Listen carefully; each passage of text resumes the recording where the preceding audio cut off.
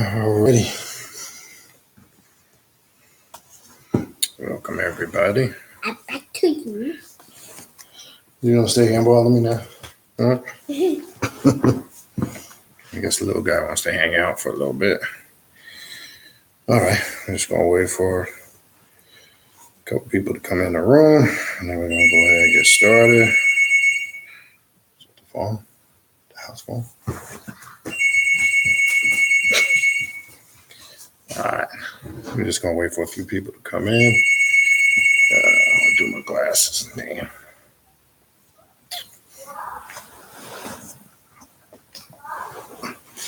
All right.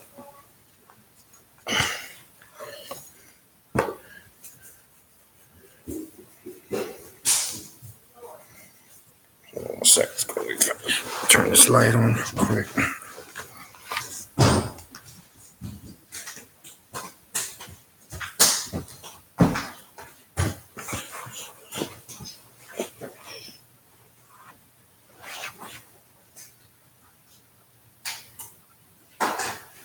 Yeah, do that. We're sitting there.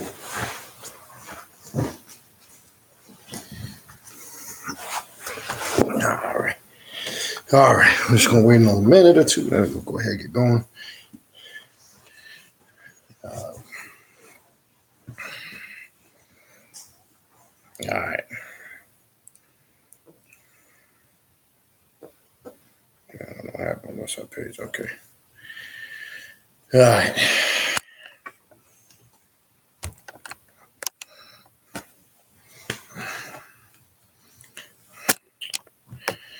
Camera straight. Peace, brother. K. Edwards. We're going to start momentarily. Just to make a couple quick announcements. Need my glasses there. Just a couple quick announcements. I'll actually be pretty much gone for the week. I'll be leaving out in the morning to New York. A friend of mine that I grew up with passed away unexpectedly. George. Yes, we know it's George. You gotta behave, okay? You don't need to say anybody's names. Passed away, and so I'll be headed up there. I'm going to be up there for the whole week. Won't be back till the end of the week to take care of that. Only upside to that trip, I will be at the Yankee game tomorrow night, which that'll only be probably the only positive thing at that trip. Well, there'll be some other stuff. I'm going to take advantage while I'm up there back home visiting. But obviously, this is an important thing. Like I said, this is a friend of mine that I grew up with, that a bunch of us grew up with. He was a New York City fireman. Passed away unexpectedly. So important, that we go up there and do what we got to do. So I'm saying that to let people know I won't really be responding to any emails or any communications for the rest of this week, so I can handle that personal business. So if you do try to contact me and you don't hear right back, just understand that's the reason why. Some of you that have contacted me for consultations, I have rescheduled some of them. I've spoken with you via email or text and have rescheduled those consultations. I will pick back up when I return at the end of next week, at the end of the week going into next week. So I just ask people to understand that throughout the week. So if you don't get any quick responses back from me, just understand that's what's going on. And I'll pick back up and get back into the regular rhythm of things the following week. All right. I'm not, like I say, I'm sure everybody can relate and understand when you lose friends and family, that's important to kind of put things on pause and, handle that. So that's what my intentions is. So that's what's going on throughout the week. All right. Also, we are looking at, I believe it's the third weekend or fourth week in August for our next event. Let me get the date for that real quick. While we're still waiting for some more people to load up. We are aiming for, it's looking like, I believe the 31st, which is the last day of the month, which is a Friday evening. That's going to be our our next event. That's what we're aiming for. We got a couple ideas in mind. I appreciate that. Andre Polk, appreciate the condolences. We have a couple of things in mind for the end of October. Possibly, we're looking into some things that myself, Brother Jack, and others have discussed, is doing something with the Aloha, the Seven African Powers, some type of ritual connected to some drumming, etc. So we got a couple of things we're discussing that we got on the table. So we'll go ahead and get that formulated in the next couple of weeks. We'll have the flyer and stuff ready for that in about a week or two. And that'll be on, again, Friday, August 31st at 8 p.m. More information to come on that. But I just wanted to throw the date out there because I know, again, a couple of people have emailed about traveling. So if you're planning to attend, that gives you a little bit of time to plan. Actually, a decent amount of time, 4 or 5 weeks to plan for that. All right. That's pretty much what we got going on. So what I want to do tonight, kind of get right into it to save time. This topic has come up through some emails and talking with some people. What happened? There we go. Chat crashed a little bit. All right. So I want to welcome everybody to the room. If I didn't reach you by person individually, Brother K. Edwards, Jennifer Long, Andre Polk, Rev Mason, Prince Yavava, Brother Dome K. Dan, Andre Polk, Cam Dash Bandit, Perfection 933. Peace, brother. And anybody else that comes in, if I forgot you, not intentional. Actually, this is lit. I probably don't need these right now. All right. So this topic has come up. Obviously, we've talked about this numerous times throughout the year, on and off in different segments. And, lately, since I've been going through the Loa and dealing with some of the Voodoo pantheon and some of those traditions, there's other traditions that are connected to this. And why I kind of want to touch on it, and people have brought it up, is to show you it's still, in essence, has its origin in Africa.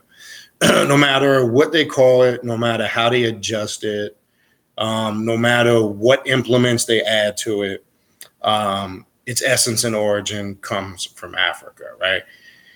So you have traditions. Now, there's a lot of things connected, kind of when you get connected to Ifa and those particular traditions, it kind of opens the doors to these other traditions. Now, if you're not familiar with the 21 divisions or Sanse, it's pretty much the 21 divisions, which we'll talk a little bit about, is the Dominican version or the Dominican aspect of the 21 nations of the Lohas. And Sanse is the Puerto Rican version, right? Now, you'll notice as you go through what I'm trying to show in the things that we've discussed in relation to these topics over the weeks is how you can eliminate all the traditional stuff, which is not necessary or mandatory. Now, your traditionalist that practices these religions from a traditional perspective, they're not going to be in agreement to some of the stuff that we're talking about. I really don't care because that's not my intent.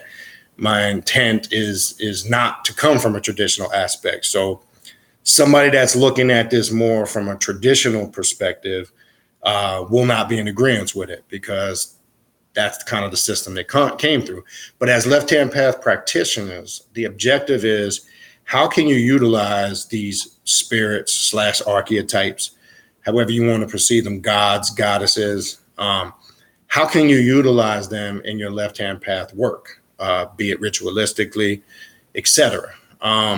That's what we want to focus on. So first we want to understand what the tradition is, a bit of the origin of them, and show how they're synchronized. And again, no matter what tradition it comes from, be it, Santeria, Sanse, 21 divisions, etc., it all has its origin in ancient Africa, which unfortunately it's still kind of masked and hidden behind synchronization with Catholic icons, which to me to this day still don't make no sense. All right, so let's talk a little bit about the 7 African powers, right? We'll get a little history on it. Now, I came across this, just so people can be clear on my experience with 21 divisions and Sanse. Being at the time an initiate of Ifa, you tend to run into some of these other systems like this as you walk in certain circles, get to know certain people. You tend, to make a connection with these. Most people that are involved in these systems, if they're not full initiates of this particular system, they either have some type of influence in Ifa / Santeria, Voodoo, etc. It just all depends on your background and where you've come from. I encountered it. A good friend of mine whose mother is actually an initiated high priest in the 21 divisions out of Providence, Rhode Island, and actually owns a botanica and does spiritual work, etc. So there was a several year period that I did some work with it and was involved with it on a certain level. So I still to this day, again, minus the traditions, have eliminated all that religious and traditional stuff, and now have been able to work with it from a left-hand path perspective. Again, as I said earlier, removing the religious tradition, because it's not really necessary when you know what you're doing on this path. Now, again, as I said earlier, your mainstream traditionalists are going to disagree with that statement, because they're going to tell you there's a set way to do this, there's a set way to do that, you have to do it this way, and this is the only way to do it. I'm in 100% total disagreement with it. Now, I couldn't care if they agree with me or not, because that shit is irrelevant, because I base what I do, and just like everybody else should base what they do on the results you get. So as I tell everybody, I don't give a shit what it is you're doing. When I get this question all the time in emails or whatever, what is it you should be doing? Well, whatever you're doing that gets you results, no matter what it looks like to others, because it's never, ever going to make sense. What you do on your spiritual path is not going to always make sense, and not everybody's going to be able to equate it to what they're doing. So that's why you always hear me say, when you come on this path, step 1 is not really caring what other people think. You understand? So it's very important not to get caught up in other people's opinions, and not get sucked into that bullshit where somebody who thinks that they got the one correct methodology. We're not concerned with that when we're doing work. We're only concerned with what gets us results. All right, so let's touch into La Siete Potencias Africanas, the Santissimo, or the 21 division aspect of it, and then we'll kind of go into it. Santorissimo has a great respect for the Mauritius. It is a branch of Afro-Cuban Santeria / Lupimi, or Lupumi, as some say, which has a strong influence with Puerto Rican Bruja and Mesa Blanca Espiritismo, right? Or white witchcraft, which that's a bunch of. It is venerated by most Puerto Ricans as a subgroup of spirits called Una Familia, known as La Potencias or Potencias Africanas. Also, while blood sacrifices are done in both Voodoo and Santeria, this is not a common practice in most Puerto Rican Sanse and Santissimo houses known as casas, templos, centros, espirituales, right? Now, what I'm reading from is not a book. If you have Scribed, you can actually pull this book up, Sanse. It's actually a combination of information from different blogs and feedback from different people in the tradition. If you just type in Sanse 21 divisions, it comes right up. So it's not a book. It's not something you could purchase, but it is something you could access via the Scribed app, right? Puerto Rican Santorissimo has many things in common with Cuban Santeria, and that's why you'll see the influence here. With the exception of the hierarchy of priests and priestesses, there are no babalaos, babaloches, ayaloches. Does not exist El Padrino, La Madrina, any of those things. Also, none of the Lukumi initiations are done in Santissimo. Just as in Sanse, there's baptismal ceremonies, and that's what they call it also in the 21 divisions. So just so we're understanding some of the differences, like in Ifa, there's this strict initiation protocol, right? Even to sacrifice animals, you have to take the initiation of the knife in Ifa/Santeria, where they don't do that in this tradition. It's not mandatory that you're fully, quote unquote, initiated. There are baptismal ceremonies, which I actually did, which in a sense that's their form of initiation. So that's the difference between this, that anybody can pretty much adapt and be a practitioner. But obviously you got to know your shit. You can't just, say that I'm saying if you're in the tradition full-fledged, you got to be able to show and prove and know your stuff. All right. And there is a receiving of necklaces or collars like you do in Ifa, right? And while in Cuban Santeria, the initiate undertake various lengthy initiation ceremonies to receive the sacred sapras with the otanes and implements of the orishis and become part of the priestly order. In Santarissimo, as within Sanse, the initiate undergoes various rites of passages that are predominantly spiritual, making the individual receiving the ceremony the initiate of the padrino or the madrina. The baptized also receive a prepared image of a saint, which usually consists of a hollow plastic saint, and within it a cloth bag prepared with magical herbs and roots, personal belongings of the person, such as hair, fingernail clippings, strips of clothing, and other items. The statue of the Centinela is then cleansed, purified, blessed, and empowered in a veleta, or misa espiritual ceremony known collectively as ritos del paso, or rites of passage, by invoking the saints to come down and bless the statue and cleansing and purifying the statue with smoke, holy water, and an herbal infusion mixed with bay rum or Florida water. Now, you can utilize, give you an example in this ceremony. If you want to consecrate yourself, when we go through the 7 African powers, for an example, if you want to consecrate yourself, right, or quote unquote, connect yourself, buddy, you got to keep the noise down if you want to stay here, okay? If you want to consecrate yourself and connect with the energy of these particular spirits / archetypes, you can utilize, that's just a roadmap. Do you have to do it that exact way with those particular elements? No.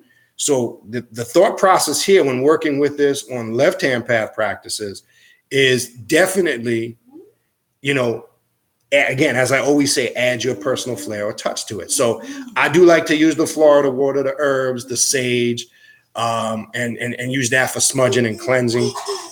But you can come up with your own right to kind of bring yourself, just like as if you would make a pact with the Holy Death per se. Same methodology. You can utilize any of those formats and put your own touch on it, right? Then it goes on to say, while in Santeria, Lukumi, many African deities come down in ceremonies known as bembes, right? And if you've ever been to a bembe, and when I was in the religion kind of full time at the time, bembes were irregular, especially in your house of people that were crowned. If quote unquote was kind of mandatory, you attended those bembes, and at the bembes, everybody that's crowned, usually at some point when they bring that particular rishi down, most of those initiates get mounted at some point or another during those bembes. Now, it could be a beautiful thing, and sometimes it could be a not so beautiful thing, depending on the type of energy that comes through of those particular archetypes / gods. I've seen it where I've seen Ogun and Oya come down very wrathful, vengeful. And if they're coming down for a particular reason and quote unquote, not in the best of moods because there's something to be conveyed, that can be very intense. I've seen it beautiful when Oshun comes down, for an example, at bembes. Could be very aggressive and intense, but I've also seen the beauty when Oshun, is mounted and goes into her, particular dance, rhythm, etc. So all this is done in essence to connect with these archetypes on some level, some shape, form, or fashion. Now, we're looking to go a little bit deeper with that on this path. We're looking to actually embody the aspect of what the archetype represents so we can utilize it to make it beneficial for us in our work, to obtain results, be it financially, mentally, emotionally, physically, spiritually, whatever it may be. Again, the goal is always for self-improvement, self-empowerment, and to make yourself a better person. That's the key. That's why you are on this path, to be the best that you can be, right? Use that, what is it? Army says that shit, right? Be the best that you can be.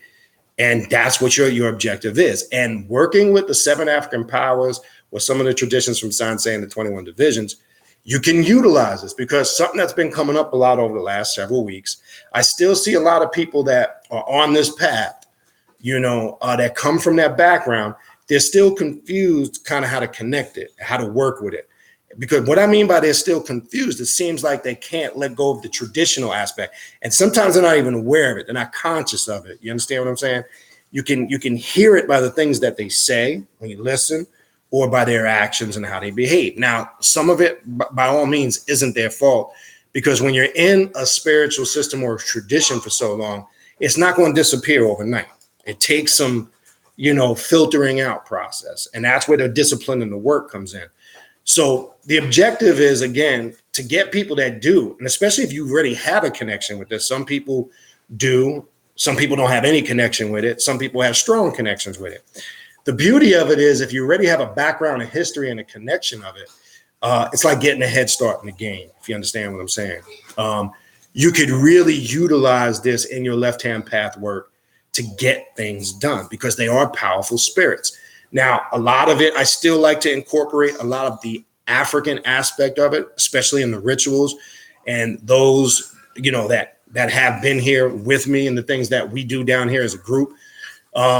We've done a bunch of those rituals. And as I've mentioned before, especially when you're trying to bring these deities down, and we literally do that with certain individuals, we want to bring them down and mount, quote unquote, possess the individual, so we can see what the spirit has to say, to communicate, or what the spirit, I should say, or has to communicate with us. So we do incorporate the drumming and that ritualistic aspect of it. And it's very important, because that's a system, you understand, that will always be connected to this. And I know big brother Jack is in here, and I know he can attest to that, because, Jack is, he drums pretty much at all of those rituals and participates. And if you see some of the videos that go up, that's him sometimes when you hear in Haitian and he's saying some of the name of the Lohas, that's Jack that you hear in the background doing that. So he knows, and we work that on a regular basis when we connect to this particular spiritual system. So there's many ways, but remember, our goal is to embody the aspect and become just like any other archetype we work with on this path. We're not trying to worship them, because that's not what this is about. We are trying to embody the aspects of what they are and what they represent. You understand what I'm saying? All right. So, okay. In Santissimo and Sanse, the saints are invoked in fiestas as spirituals, and like Santeria, they do dance and a show of their abilities, but mostly they interact with the congregation, consulting, prophesizing, and lifting a causa. This is why you bring the spirits down, to get answers, right? Also in Afro-Cuban Bembe, only the Orishi come down, and in Haiti, the Loa come down, while in Sanse and Santarissimo, the saints, African deities, any spirit from the familiar and the 21 courts and commissions come down together. That's one thing I like more so about the 21 divisions, and that's why probably now I gravitate to it more than I would, quote unquote, Santeria or Ifa, because there's less restrictions, and that's important. I wanted to point that out. We're at a spiritual gathering. The Lohas can come down, the Orishi, the Congo spirits, well, any of them. There's no borders, and that's one thing that's probably the biggest plus to this particular spiritual system. There's not all those borders. There's not all those rules. There's not all those restrictions. And it gives you more flexibility. Whereas Ifa / Santeria, et cetera, there's a lot of protocol. Now, what does that tell somebody, the true individual that's studying, right? Now, here's the thing you should really pay attention to in that. To the traditional Ifa Santeria practitioner, right? and I myself witnessing and being on both sides of the spectrum, if the individual per se that's practicing the 21 divisions is bringing all of these different archetypes down and getting results, but yet you have the traditional Ifa Santeria spiritualist who says you can't do that, right? But that's not true, because there are people that do it and get results. What does that say? It says that what we do on the left-hand path is correct. When you get yourself conditioned and trained in the mindset that there is no borders, no limitations, there is nothing you can and cannot do. That's entirely up to you, because that's further proof. And I can attest to that. There's probably some other people out here watching this video that can attest to that, because the traditional Ifa Santeria person will tell you that what the 21 division person is doing is not correct. Correct according to what? Correct according to their tradition. But that individual, as I just said a minute ago, has the proof and the results to say otherwise. And that's one of the unique things when you work with this particular system, as opposed to, in my opinion, Ifa Santeria, which is much more restricted and religious. All right. So something to keep in mind. So you can bring all of these commissions, nations, divisions, whatever you want to call them, Rada spirits, Petros of the Loha, the Gede. You can bring down the Orishi. It's just as long as you've disciplined yourself and have made the connection and have tapped into your ability to do it. And that's what's unique about this. So I wanted to attack this tonight from this particular system to show you that you're not limited. Because again, from some of my feedback over the months and people that have come from this background, and there are a lot of people, believe it or not, that watch this channel and that work with me now over the last couple of years that came from a quote unquote Ifa Santeria background. And I know some of them are still struggling, with this. So the purpose of this is to kind of clarify this, right? Many compare Puerto Rican Sanse and Santísimo de la Mesa Blanca to Afro-Cuban, Dominican, and Haitian religions. In my personal experiences, there are many similarities. But if Sanse and Santísimo were to be compared to any similar spiritual paths, they would defiantly fall closer under the categories of Brazilian, Umbanda, Venezuelan Three Potencia, Espiritismo, and Afro-American Hoodoo. A lot of similarities to the hoodoo in this country, right? If you're not familiar with Umbanda in Brazil and Candomblé, buddy, you got it. I told you. If you want to stay, you got to behave, okay? Mm-hmm. All right. Umbanda and Candomblé in Brazil, you will see, I've found, and I've messed with that or studied that a bit, and you will see similarities, not as much restricted too. I think Candomblé and Umbanda has a little more leadway and freedom.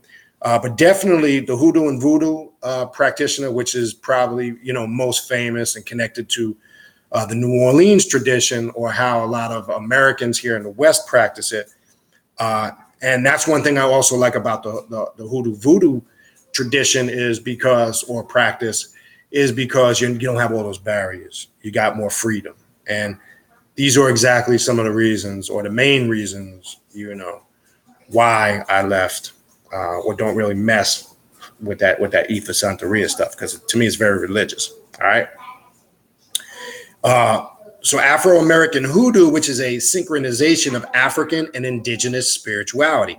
Many Puerto Ricans use the term Santos or Santos Africanos to describe the Orishi.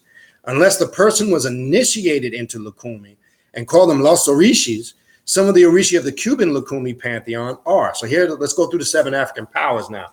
Now, you'll see them masked, again, depending on the culture and ethnicity, whether it's the Caribbean, whether it's in Jamaica, Haiti, whether it's in Puerto Rico, Cuba, or the Dominican Republic. They usually have it synchronized with some type of, unfortunately, some type of Catholic icon, which I don't fuck with. But let's go through them. These are your main, real quick. It's brief. We're not gonna go in super depth. All right, you have Olodumare / Olorun Olofi, right? The omnipotent, all-powerful creator, God the creator, right? Obatala, and you'll see him synchronized in most of these traditions in Catholicism with Our Lady of Mercy, right? Odudua, right? St. Clair, right? Elegua or Elegba, St. Anthony, or the child of Antoka, or the baby, what we call baby Jesus, or the child Jesus, right? Because there's reason we'll go through it. Aganyu, Yemaya, Shango, Oya, Oshun, right? There's more than 7 here, but we're grouping them with some of these other lohas or other pantheons. Ochosi, right? Ogun, Babaluae, Orunla, Inlay, the Abeyi. Now, as I mentioned before, the Abeyi in many different traditions, depending, they are supposed to be, in most traditions, the children of Shango and Oshun. I actually went through a whole initiation to receive what they call the Meje, the twins. Went through a whole elaborate initiation to receive the Ibeyi. And they are powerful spirits. They are the spirit of children. It's a very it's a very free energy is the best way I could describe it. And it can be very potent if you know how to work with it. And you can get results. All right. Osane, who deals a lot with the herbs for a lot of the ceremonies that are done in these particular traditions. And then Oba, right, which is very, or Obia, which is very popular aspect of it in Jamaica, right? So the main keys, though, out of the 7, right, is Alegua, Oshun, Yemaya, Ogun, Obatala, Achosi, Olorun, right? Those are, you probably have seen the 7 African powers. Candle is something that you probably see in a lot of these occult stores. They can be worked with as a group or a family, right? Or a gay day in these traditions, right? You can work with, these are the 7 main ones. Now, as we know, as we get in depth with a lot of these spirits, we do understand it branches off into more. So I'm not going to really focus on that tonight. I'm kind of going to stay focused on just the core principles of the 21 divisions, Sanse, and the 7 African powers. That's the objective of this. Yes, it does branch out in depth to other lohas, gay days, families, etc. Yeah, I mean, we'd be here all night talking about that. I found on this path, you don't really need to go crazy and get super in depth. If you take some of the main archetypes, they cover a lot of the energy that is represented within yourself. So if you take the main ones, you'll tend to be able to do a lot of work for yourself. You understand, as for what I mean for yourself is improving yourself. If you just work with the core particular ones. So that's why I'm kind of focusing on those. All right. So the 21 division, let's go into that real quick. The 21 division or the 21 Dominican divisions are the group of loas of spirits originally venerated in the Dominican Republic and has become popular amongst Puerto Ricans. Puerto Rican Sanse is a branch of Dominican 21 vision voodoo, right? Let me put on these glasses now. It's going to get a little dark in this motherfucker. All right. So now we're going to kind of connect both of them, right? And then we're kind of going to talk about how get a little bit more into depth. We're going to finish it up with how you can get a little bit more in depth and utilize it in your work. Some basics, how to set up a quick altar. A quick way to do that I found is you can just set up the altar. You can put an image on there. And I like to take a handkerchief from each loha, the color that they have, and clip them to the front of the altar. Very simple. The colors and the symbols and the actual icon will help access a part of your psyche to activate that energy of how these particular spirits or deities work within you. A very simple way. I try, my thing is now, when eliminating all that tradition, I try to keep it as simple and basic as I can. I don't try to get into all that elaborate, complicated shit, because that's when all the hustle and the bullshit comes in. You need to do it like this, it got to be done like this, and then it usually involves large amounts of money. That, to me, is unnecessary, because if you just have the core basics and the implements that you need, you can make that spiritual connection. So if you focus on their colors, their implements, and set something up basic, you understand? I'll get into a lot of that, some of the herbs, the oils, the candles, a little bit, and how you can utilize it. And it's very simple. It's very basic. It ain't into all that complex, ridiculous shit. And I trust you if you do it consistently, just like anything else I tell you, you will get results. And that's entirely up to you. Can't just, again, as I tell people, you can't just do something once, twice, 3 times, stop because you got some results and then shit just goes back to being the same way. Then you're not understanding what this path is about. All right. So 21 divisions. Let's go into that just a hair. All right. All right. Puerto Rican Sanse is a branch of Dominican 21 division voodoo, right? Which in turn is a branch of Haitian voodoo. The Loas spirits of the 21 division is a group of spirits called La Mysterios among Puerto Ricans. The Loas of the 21 divisions, like the 7 African powers, Orishis, and the 7 Jefes del Sanse, protect their followers and gift them with the ability to lift causes, divination, and healing, to name a few. So there's your reason why you want to work with these particular archetypes. There are some of the capabilities or some of the potential that's there, right? That you can have and connect with in working with these particular spirits or archetypes, right? And like the 7 African powers and the 7 Jefes of Sanse, the Loas of the 21 divisions have attributes associated to them, such as colors, offerings, likes, and dislikes. And I like to work with the colors and the symbols, right? Even the volves or the sigils of the Loas, I find a very effective way to set up a simple altar for them is the sigil with a scarf or a handkerchief of that particular Loa, right? Clip them, fold it in like a pyramid, semi-triangle, and clip them to the front of your altar. And you lay them in front. I find this very effective as a focal point in doing work with these spirits. Now, yes, you can put images on there. I have something that represents Baron Samedi. I also, beneath one of my altars, I keep a large top hat, a cigar, and a bottle of rum there for the Baron, because that's obviously something that's strongly connected to him. I have a drum altar, which I've never really shown on the T. I keep that to the far right. I've never even shown that on camera. So there's little ways to work with this. I mean, in many different ways. I didn't mean to say little ways. There's many ways. All right. Excuse me. All right. So the name, the 21 divisions, has nothing to do with the number of Lohas.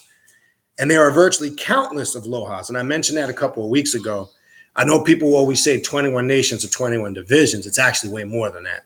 And we're going to get the explanation of where that term comes from. And that's why I said we could be here all night talking about what it branches into, right? The name implies the 21 various groups of hierarchies that a Loa may belong to. So they are as follows. So meaning there's 21 levels of this, right? Or hierarchies, but they branch out into other hierarchies. That's why there's way more than 21. But what they try to say when they use that term 21 nations, 21 divisions, etc., what they're saying is that all of those hierarchies fall under one of those 21 nations, right? This is how they're grouped. It's just a system to help you understand or relate or connect or be familiar with. That's it, right? And here are some as follows. The Liguas, the Ogunes, the Gedes, the Rodas, the Locos, Loquimis, Petos, Simbis, Petifones, the Marasa, the Zambes, Indios. Indios were the Indian spirits. I want to get into a little bit of that. I'm going to talk about some of them in Sanse. There's a spirit that really represents Ra. It's a Sanse spirit that we're going to talk about that in a minute. I had that planned, which will be coming up in a second. The Nagos, the Congos, which is something, and Brother Jack can attest to that. We work with the Congos hard here. Every time we have an Igun ceremony or any type of drum ritual invoking the ancestors and the Congo spirits, it gets a little buck wild up in there, is the best way I could describe it. The Guineas, the Ninilos, the Kes, the Dangales, the Chuques, the Pues, and Difimeos, right? Or Difimayos. Although there are 21 divisions, they are also organized into 3 ethnic groups that make up, here's the deep shit now, pay attention to this, that make up the foundation of the human race: Caucasoids, Negroids, and Mongoloids.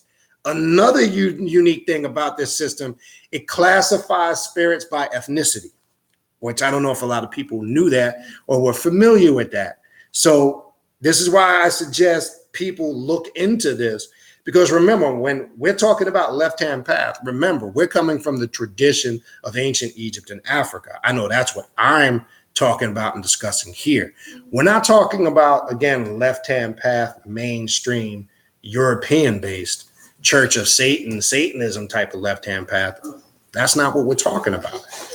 We're connecting with it from that perspective, right?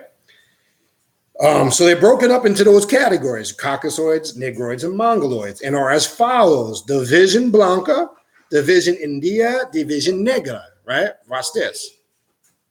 The Division Blanca, or the white division, assists the followers who work the altar, and within this division are Santa Ana or Anaisa, which I've done work with her when I was especially down.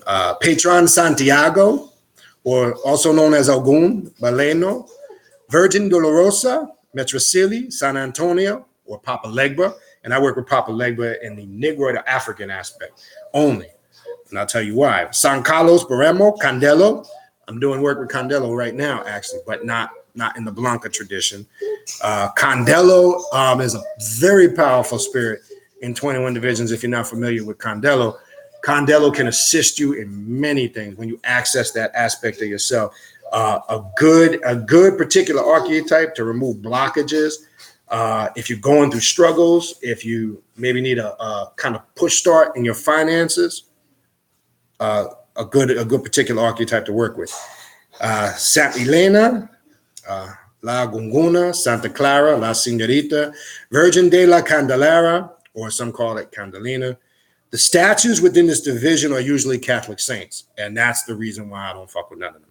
All right, that's the Blanca, or the Division Blanca, right? The Division India. Now, I have, as you've seen, I think I've showed that before, I have a whole middle part of an altar just directed to the Indio spirits that I work with. I have Native American chief, one on a horse. What happens is when you start working with these archetypes and you start getting communication with these particular Indio spirits, your altars will start to grow because you'll start setting up things to honor them. They reveal themselves to you. You'll get names, etc. It's personal. It's for you. It's not, and that's the key. It's for you. You understand? And this is a powerful division to work with. The Division India, or the Loas and Commission, that work with the element of water. All right. And when they manifest, they purify with water and liquids. If you've ever been, I know I have an Indian spirit. My godmother has a powerful Indian spirit. And when it comes, that's exactly what it does. It brings people up to the altar, cleanses them with herbs and all types of cleansing things that it puts. It's crazy, and it's a great thing. You get called up to the altar, and the herbs are dipped in all the stuff, and you get wet with them and spun around and cleaned, and you definitely feel the power of it because they're a water element type of spirit. Very important to understand, right? Now, here's something important, and this is why I keep mine separate because of what it says here.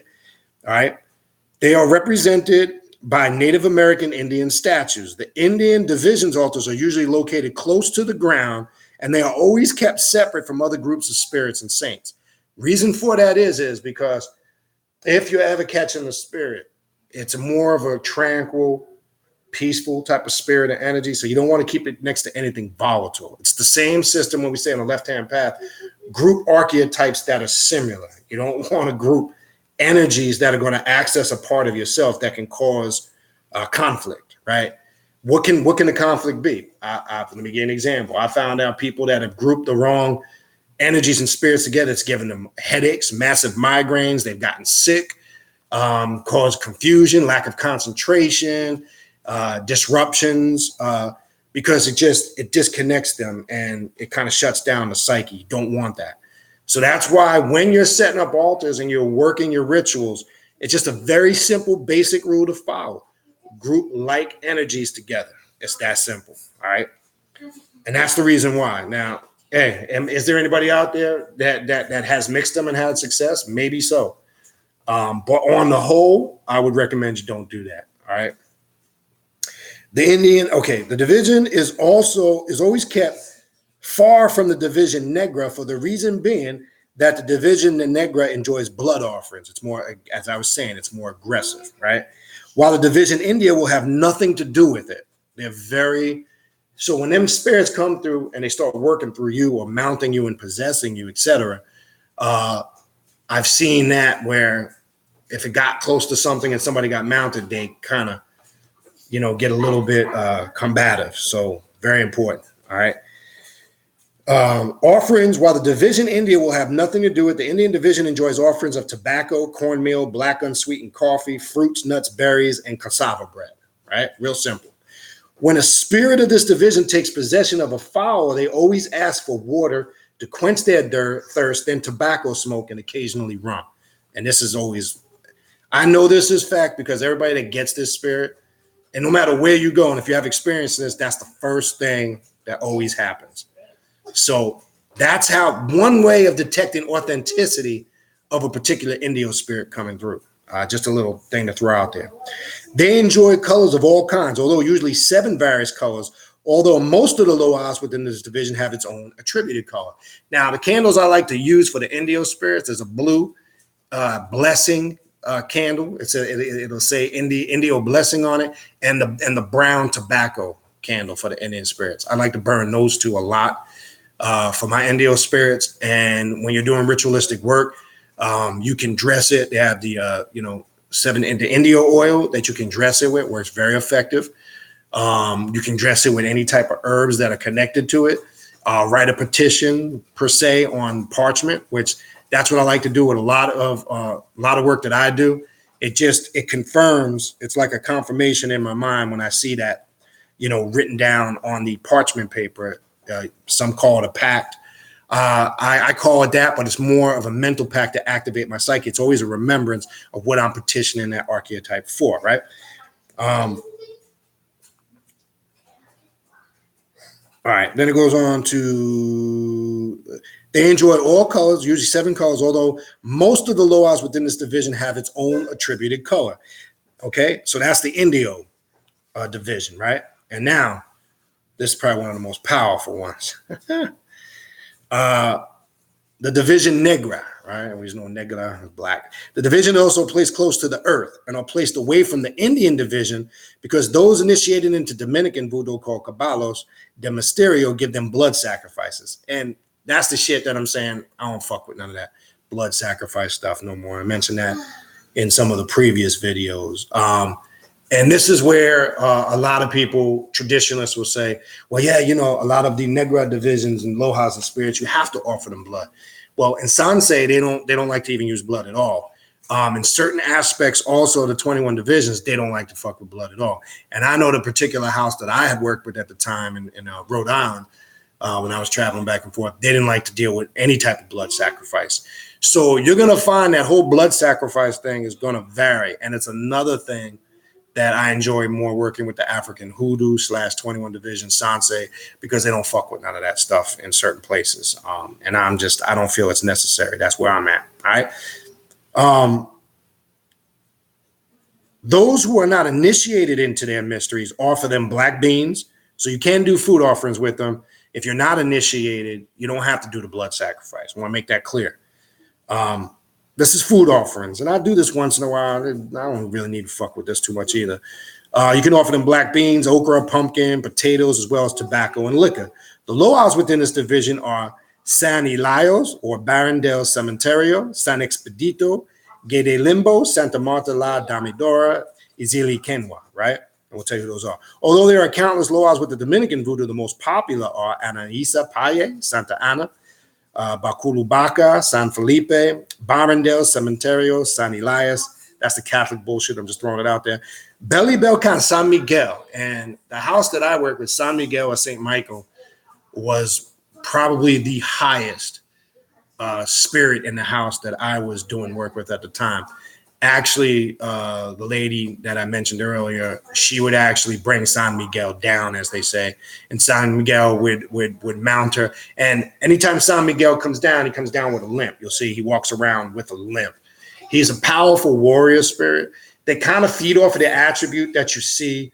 If you've ever seen the Catholic icon of San Miguel or the St. Michael statue, he's crushing. He's got his foot on the head of the devil. If you've ever seen that, you know what I'm talking about.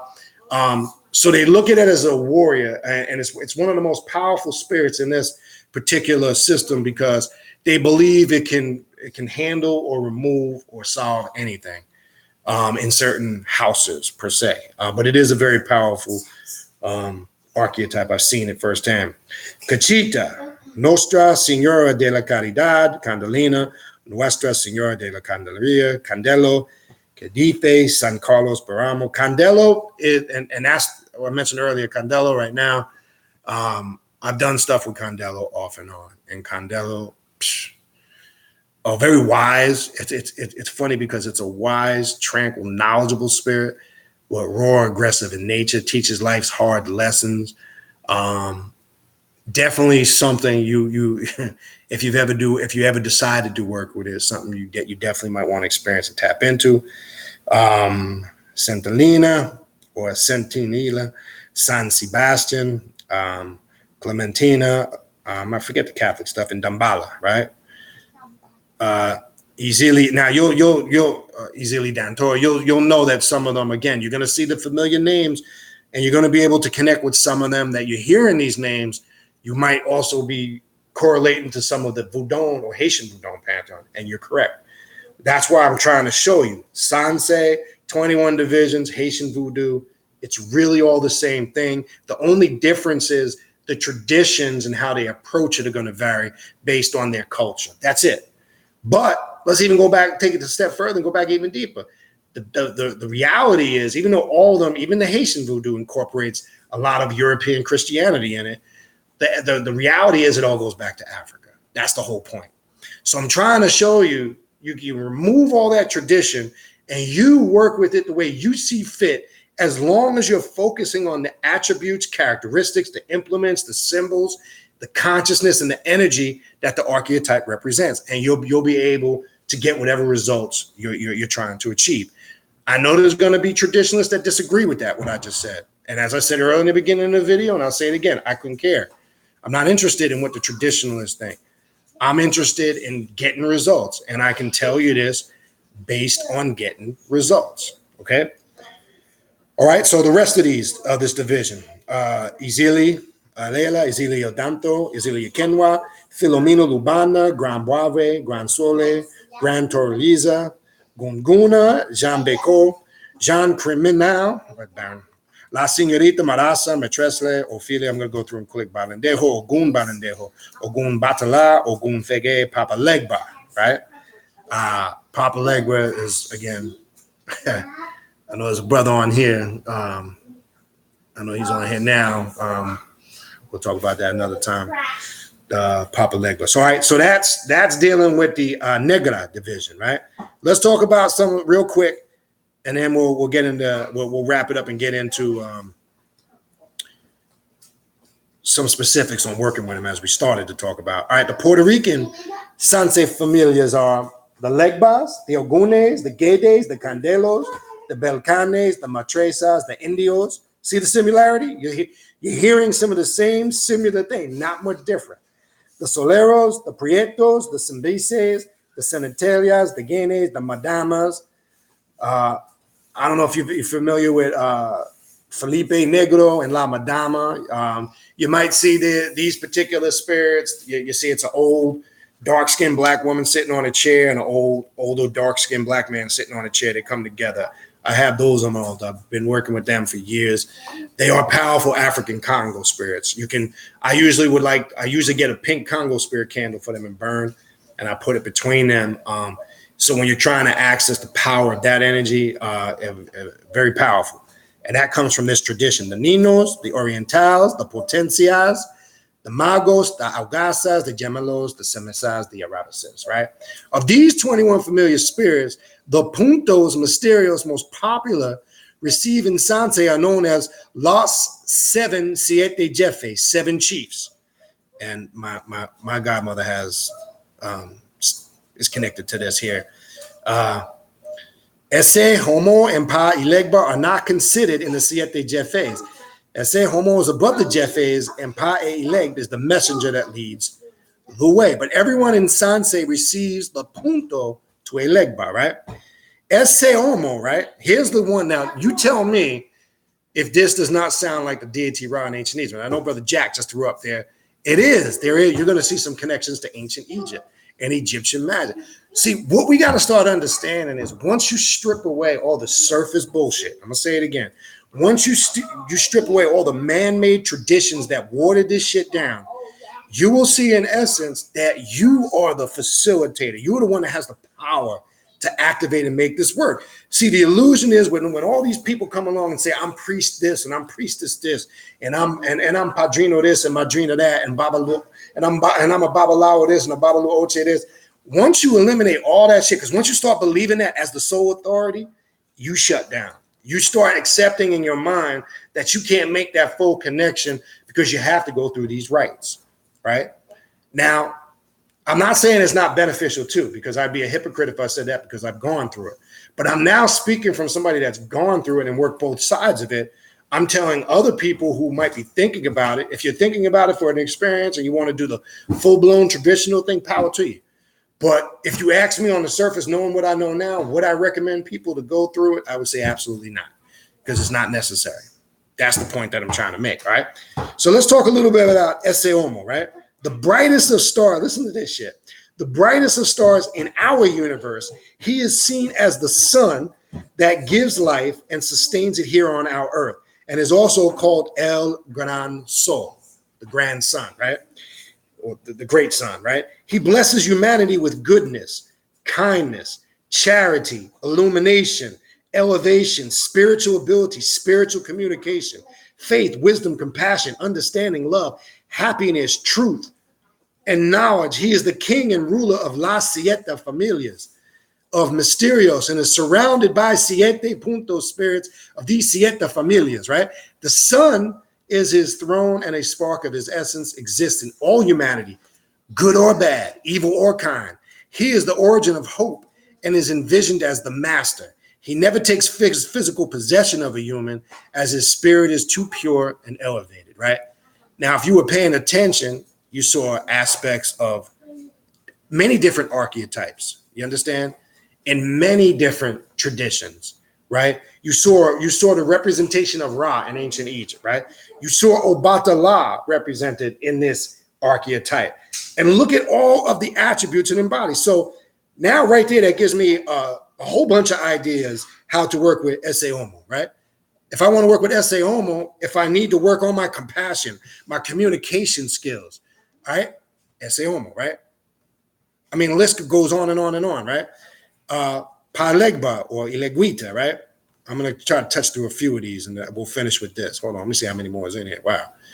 Beli, Belcan, Papa Candela. Yeah, there's a lot in here, man. All right, yeah, we'll finish with a few of these here. See if we can get through some of them. All right, so, all right, Pai Legba, right? And remember, this is the archetypes or the deities in Sanse, right? Puerto Rican voodoo, right?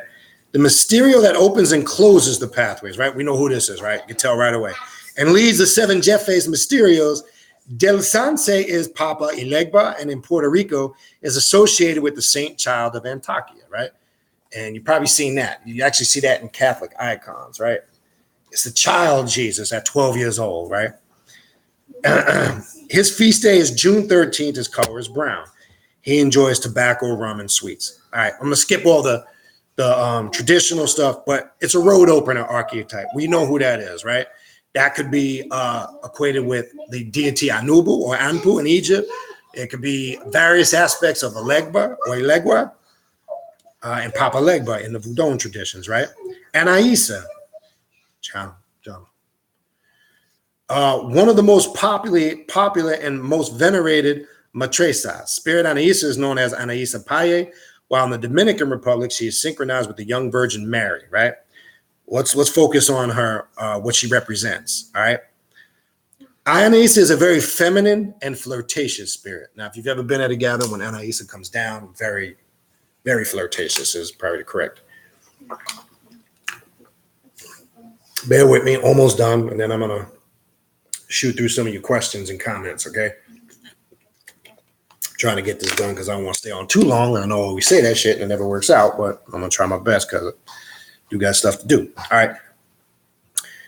So and is known as the Queen of Love. When she mounts or follows and takes over their body and possession, she comes laughing and dancing. Who does this sound like? Right. Her favorite color is yellow and gold. All right. So we see what this is being equated to, an aspect of Oshun, right? She's always seen dancing with her yellow golden lace cloth, Panels and mirrors. She's also fond of lipstick, facial powders, golden jewelry, bangles on her wrists and ankles. All right, we see what this is, right? She is fond of sweet smelling perfumes, oil, baby powder, and loves to drink a can of beer with her followers. If in possession, she asks for a cigarette to smoke. This is an indication that she is ready to consult with her followers. All right, that's Anaisa Pi, right? Santa Marta or the you see Santa Marta, the dominating spirit, right? The dominator is one of the most powerful of matresas. Although in Puerto Rican Sanse religion, she is simply known as Santa Marta. In La Dominadora, in the Dominican Republic voodoo religion, she is known as Morena Filomena Lubana. She is the queen of the division negra, right? And you'll probably see her division. You'll see her on candles depicted as an African woman with snakes around her neck. Here's a small image of it. I know it's not really good. You can't see it. But definitely another powerful archetype to work with. Most definitely. She's wise, serious, and fierce Mysterio, and is always seen carrying a serpent, right? Now we're seeing chaos, right? We're seeing a pep represented. She is the bringer of a pep, but has the ability and the energy to make order out of that chaos, right? Very powerful archetype, right? She is a warrior spirit, and she can dominate anything on heaven and in earth. And if offended, her wrath can be only pacified by Papa Buen Dios, right? Her feast day, blah, blah, blah. Her colors are green, purple, and red. All right. And again, that's something I would focus on. Again, a very powerful archetype. All right. Beli Belcan, right? This is another powerful, one of the purest and quietest of the matresas is La Madre de la Rosa Matresli, who is associated with Our Lady of Sorrows. I'm going to skip all that. Let's focus on the archetype. She's a quiet spirit who will not take possession if liquor or tobacco is in her presence, and she does not like conflict. Now, notice the character types that these spirits represent. It also represents some of your personalities, the people that are listening. You have the same characteristics as some of these spirits as far as likes and dislikes and characteristic traits. Study, analyze, and observe that, because that's going to be your tool and your strength, how to utilize this to do personal work for yourself. I'm going through it not just to go through it. I'm going through it so people can connect and see where they can place themselves in the scheme of this, right? All right. When she does take possession, she does so crying, cleansing all with her tears. She will not touch the ground, which is full of human sins and filth. So a brand new clean white cloth is put on the ground before she takes possession. Often a fuente espiritual is prepared with holy water, Florida water, Colonia 1800, which my godmother uses that for every ritual. And that shit is not cheap no more. I saw that in the occult store. It's like $18 now. They selling a bottle of that shit for. It's crazy. And petals of roses, which she uses to bless all who are present. La Matresili usually does not stay long in the spiritual gathering, her maximum time being that of 15 minutes or less. She is also known as the sister to Anaisa Pae. And you will see also synchronized with St. Anne and St. Elizabeth, right? You kind of see that, but that's all religion bullshit.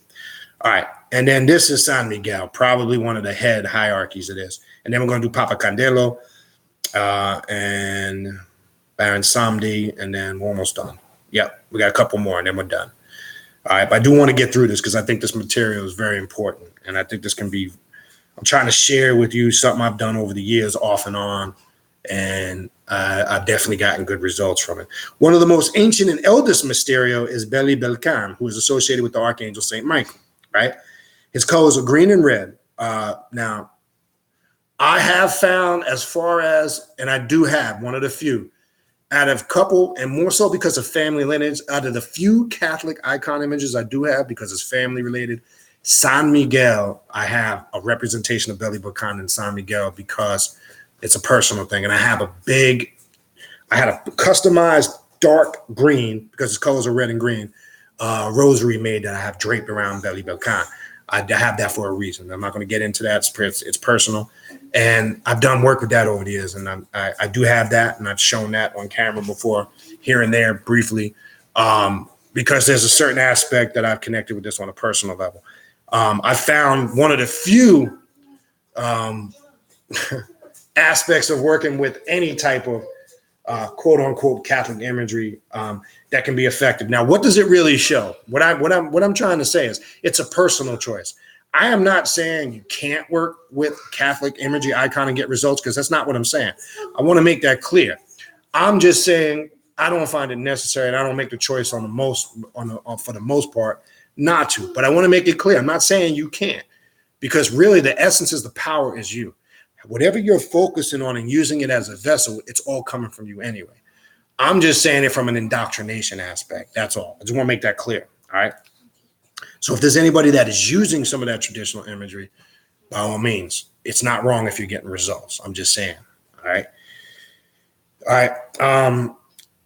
He's clothed in a red and green cape. This is an indication that it is Beli Belcan. He is the punto ruler of the division Blanca and is often the largest statue represented. When you see, if you've ever gone by the Botanicas and you see these really huge San Miguel statues, usually that's a telltale sign that somebody is practicing Sanse voodoo or 21 divisions. That's usually a telltale sign that that's one of their main paths. When you walk in and you've probably seen them, and those that have traveled have seen, it's usually a very large, like a 4 to 5 foot size San Miguel. You'll see him, and he'll be draped in that green cape, right? That's all the attributes and symbols with Beli Belcan San Miguel, right? All right. He is a warrior spirit who fights for the protection and justice of humanity and is always at war with demons. All right, this is where it gets a little religious. When he takes possession and accession spiritual, he often walks with a limp. I was mentioning that earlier. Right on his right leg, which is wounded in battle with the devil. Now, here's how I would eliminate this religion traditional stuff. Look at Beli Belcan as, doing battle with your enemies. A great archetype. Forget all that devil demon stuff, because that's the religion stuff. But if you incorporate this where you use Beli Belcan as a powerful warrior spirit, that's where you can get serious results with this, right?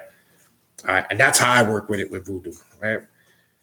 Others say he walks with the limp because he keeps Satan within hell with this very leg. He always greets the crowd shouting in Spanish, "Buenas noches, sociedad," or "Buenas tardes, Crillos," or in French, "Bonsoir à la société." I've never seen him do it in French, to be honest with you. I'm not saying but I've never seen it. Which he yells in a hoarse but loud, thunderous voice. Those who become possessed by him tie a green pano over their right shoulder and a red pano, the cape, over the left. And he asks for his rum and tobacco, which he uses to cleanse, purify, and consult. All right. And that's probably in all of these one of the highest. And I know they refer to it in the Blanca division. But the highest. But there is powerful energy in it. You can work with it however you want. Now, don't let the Indios, the Blanco, or the Negra division limit you in your work. You can utilize any one of them as you see fit, as long as you're attributed and it fits the type of work that you're doing. So I want to make that clear. Remember, in the 21 divisions, there is no barrier. Remember, there's ceremony where they group these all together and they work with them simultaneously. That's the one beautiful thing about this particular system, right? Papa Candelo, right? In Puerto Rican Sanse, he's simply known as Papa Candelo. While in Dominican voodoo, he is known as General Candelo Kedvi, right? He is an elder gentleman spirit who enjoys and loves the companion of his followers. His associated color is red, right? You see the similars with a legua, right? John, you got to stop going in and out, buddy. Okay? You got to stop going in and out. And all who invoke him know to do so in cement pavement as he takes a bottle of Florida water and pours a circle and lights it. You'll see that a lot at spiritual gatherings. The Florida water is flammable. They'll light it, and sigils and stuff like that. Carefully cleansing all with the flames. He's very just, benevolent, wise, and knowledgeable in all things. Pertaining to spiritual elevation, he blesses with spiritual protection, abundance, and good luck. His feast day is celebrated on the 3rd, blah, blah, blah. We'll skip all that. He also uses coconuts to pass over his followers and coconut milk to cleanse, heal, and purify. The very simple cleansing with Papa Candelo is taking that coconut and doing what we call head cleansing, right? And you could infuse that with, you can mix that coconut water with other herbs. You can either put this in a bathtub, put it in a gallon jug, and you can actually dump it over your head. And that's what Papa Candelo does. And as I said before, a very powerful spirit to utilize on a multitude of levels, right? All right. We got 3 more, then we're done. Okay, Ogun Balendo is associated with San Santiago Apostol, and his devotees and followers are greatly concentrated in the Puerto Rican town of Loaiza Aldea, where he's venerated similar to Oishi Shango, right? And he's a saint on a horse. You'll see a picture of him on a horse. His colors are red and blue, blah, blah, blah. Skip all that, the feast day and all that. It's all Catholic shit. All right. And he is also a great healer, and he does not like chaos or disorder and will not tolerate filth of any kind. And one thing I've seen, he cannot stand, despises pedophiles. I've watched this spirit come down in gatherings and they can sense pedophiles in the room. Crazy shit. All right. And does not take rum as an offering from humans. He prefers wine and tobacco. If rum is present, he will take it without the permission of any human. Although he's a fierce warrior, many times he comes down greeting all present with a warm handshake, a pat on the back, and makes you feel as if he is your closest long-lost friend or family member. When he comes to consult, he asks for his sword so he may cut the chains that bind humanity. Here's another great way to work with Ogun Balendo, right? You can put a sword on the altar, a horse, representing those warrior-like aspects. You can do a ritual, and you can consecrate the sword, say, for an example. You can lift it up and say an invocation to remove all chains and bind you that connect you to humanity, except whatever you want to say. But very simple ritual you can do with this particular deity here. Simple implements, all right? The spirit who rules over the dead, El Baron del Cementerio, who is associated with Saint Elias, right? I'll skip all the feast day bullshit. Other barons in Puerto Rico, he is one spirit. Through Haiti and the Dominican Republic, he is many. Other barons in this division are Baron de la Cruz, El Baron del Monte, Baron del Sabado. In Puerto Rico, not too many people become possessed directly with him, but become possessed by San Elias, who often use the same name, San Elias and El Baron, interchangeably. He's very respected in Puerto Rico, but rarely does he take possession of a host. He is invoked to rid of earthbound spirits and cleanses a person's aura or negative element spirits. All right. And then the last section, we're going to finish with this, and then I'm going to go into the chat and wrap it up with that. The difference between commissions and jeffes, right? The various commissions of spirits or the soul. Here's the difference now. I want you to pay attention to this. All right. The various commission of spirits are the souls of people who in life were wise and benevolent. They work to serve the people, and in death, they still work for the greater good of humanity. Many of the spirits in the commissions were priests, priestesses, and wise men and women, and also venerated either Aloha, Orishi, angel, saint, or semi. They are the heroes of the leaders whose works of the good deed in life and afterlife ensure their elevation up the spiritual ladder to one day becoming an ascended master. Many are viewed and respected as folk saints or saints of the people. They are our seres or muertos and are the messengers of our semi, loas, orishas, and angels. A singular spirit of commission is known as a muerto or a buanse. As a group, they can be called muertos, seres, cortes, or the popular commissions.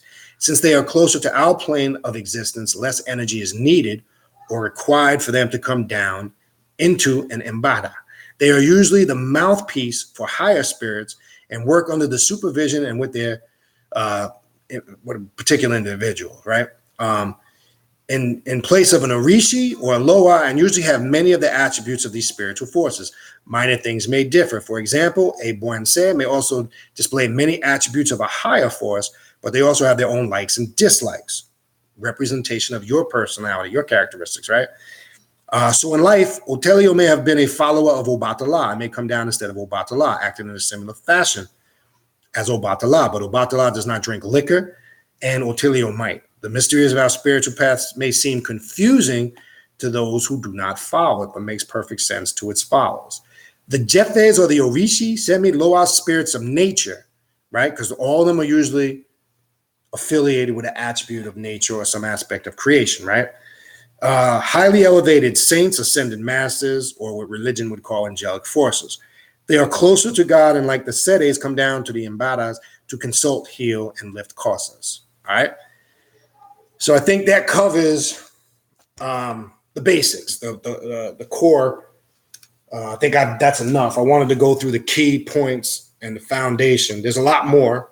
By all means, I didn't cover all aspects of it, but I wanted to give everybody this evening a good groundwork to Sanse, the 21 divisions, voodoo, and the 7 African powers, which to me are kind of the base, and then you kind of work your way through, okay? So hopefully that helped on some level. So now what I'm going to do is go through some of your comments in the chat. All right.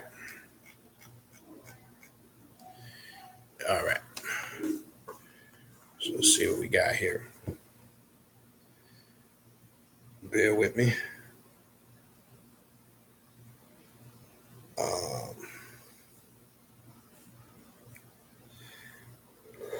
Oh, excuse me. Again, I know some people came in late. I just wanted just a reminder before we finish up, so I don't forget. All right. Yeah, I will be leaving out in the morning. A good friend of mine passed away in New York. I will be there all week. Won't be back till the end of the week, going into next week. So I won't be able to answer emails. Won't be able to do any consultations for several days. So I just want to be clear on that. If I don't respond to emails and things of that nature, that is the reason why. I will pick up next week, get back into the regular routine.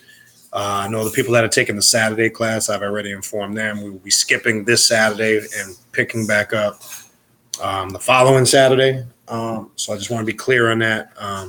So again, if I don't respond back quick via email, things of that nature, I will be busy with personal stuff. One of the good things of the trip, I will actually be at the Yankee game tomorrow night, which I'm excited about that. Every time I go, I always get excited about that. Doesn't matter how old I get. But anyway, all right, so let's see what we got. All right, if I didn't greet you, to save time with that, peace, greetings. All right, let's see if we got some questions and comments on this. Hopefully this sparked. Rev Mason wrote, I read 21 divisions come from the Tetra lineage of the Haitian voodoo. Yes, but in essence, again, that branched out from the Haitian voodoo, and the Haitian voodoo branched out from obviously the West African tradition of where voodoo has its origin. And that's what I was trying to show. Even though there might be some differences, and even you'll see people get at odds over some of the traditional shit, which I think is fucking a waste of time personally. It all has its origin in Africa. That was my whole point. Yeah. Rev Mason, all times I've read Sanse come from the 21 divisions, Espiritissimo, and Bruja. Yeah, there again, and I know you typed this in earlier. We did go over that. They were really all connected. And as far as timeline, when they came on the scene, again, in essence, it's really not that important. But they both probably came on a timeline not too far apart from each other. Because as we know, it branched out from Voodoo. And as we said, Voodoo branched out from the original African traditions. But there's a condition there. One thing I might go over one time if I get some time, how a lot of that spiritism, Alan Kardec and all that shit got infused, and you'll kind of see that played a large part in this when you do your studying, right? All right. Brother Jack typed in, there's definitely levels to that type of working, most definitely. And again, we only touched on some of the core stuff, the foundation of it. We didn't even really remember when we were talking about the 21 divisions and the 21 nations. Remember, they're hierarchies. They really represent 21 hierarchies, and there's many subdivisions of those 21 hierarchies. So I want to make it clear: there's not just 21 nations or 21 divisions of laws. It branches out much more thorough than that, and I think that's kind of where the confusion comes in from, say, an outsider that really hasn't or studied or worked with this system. So I want to make that clear. There's way more than 21, but they're grouped into 21 archetypes. That's why they call, you'll hear it called the 21 nations in Voodoo, 21 divisions, same shit, in Dominican and Sanse in Puerto Rico, same shit. All right. Okay, what else we got? We got Gypsy Goddess, Marafun, Mama Oshun, Ashe. Okay, peace and greetings. What else we got here? Yes, Jack also typed in, it works if you truly know how to tap into it. When they come down, you can't stay still. You have to move. Yeah, and I've talked about that in the past. I've watched people, some frozen with fear, unfortunately. I'm going to say I don't think he's in here tonight, but there's a brother that comes regularly. He used to, the first couple of times, he used to get petrified. Now, if you've never been on your first experience witnessing it, it can be a little bit, I guess if you want to use the word intimidating, if you're not used to it. But like Jack said, if you kind of just relax, move, go with the flow, it tends to usually work out beneficial. So yeah, the worst thing you can do is just become stagnated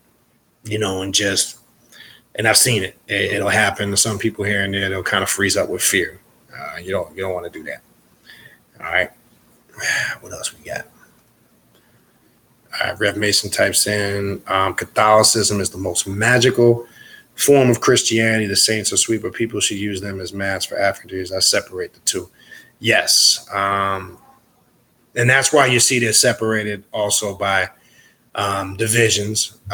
You'll see the icons in the divisions all vary. Again, usually the Blanca division in the particular system we're talking about tonight are all usually represented by Catholic icons. And you see why they were grouped and told to be separated and kept, and etc. The Negra division is always represented by African symbols and icons. And obviously the Indio division is represented by Native American imagery. So they all do have their own imagery separate. But again, you can work with them how you see fit. All right. Jennifer Long typed, this is a good question. Jennifer Long typed in, how would you use the 7 African Powers oil and what situation would you use them for? All right, so one, you want to get familiar with who the 7 African Powers are that we went through tonight. We talked about the main ones: Ogun, Alegua, Achosi, Oshun, Yemaya, Obatala, Shango, Laroon. So you want to know what they represent. Now, there's many rituals where they're worked with all together. They can be utilized. You can invoke them again for finances. They can be evoked for assistance in areas of your life of improvement. If you got habits you're trying to correct about yourself, they can also be used to defeat or destroy an enemy. Which there are deeper, quote unquote, black magical workings with the 7 African Powers. Oil is always good to use them. I always anoint my 7 African Powers candle with 7 African Power oil for an example.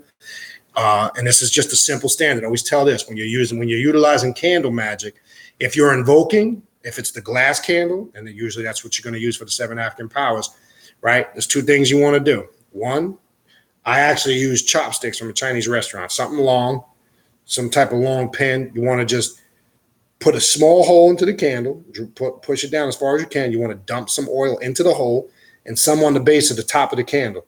If you're trying to invoke something or bring something to you, you just take your finger and you go counterclockwise on the top of the candle. And as you're rubbing or charging that candle up counterclockwise, you want to intently focus on what it is you're trying to bring into yourself, right? If you're trying to eliminate or remove something, you're going to do the opposite. You're going to go clockwise because you're trying to now take this away from you, right? Or eliminate it.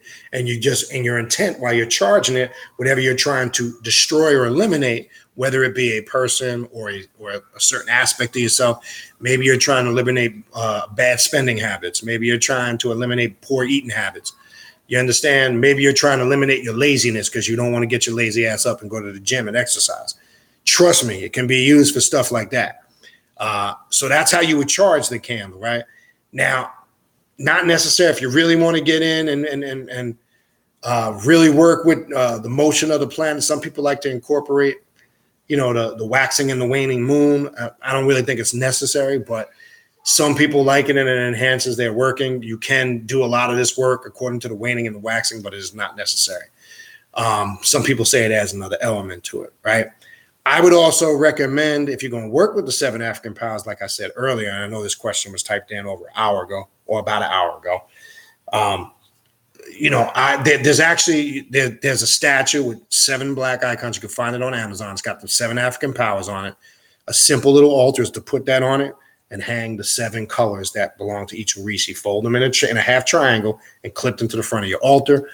And you can do work with it like that, just some basic. So those are the situations. And again, I'm about doing simple shit, simple work. I'm not into all that complex shit that costs tons of money, because in essence, you're just using that as a focal point and a vessel, because the real tool that you need to get the work done and the most powerful thing that you need to get the work done is this right here.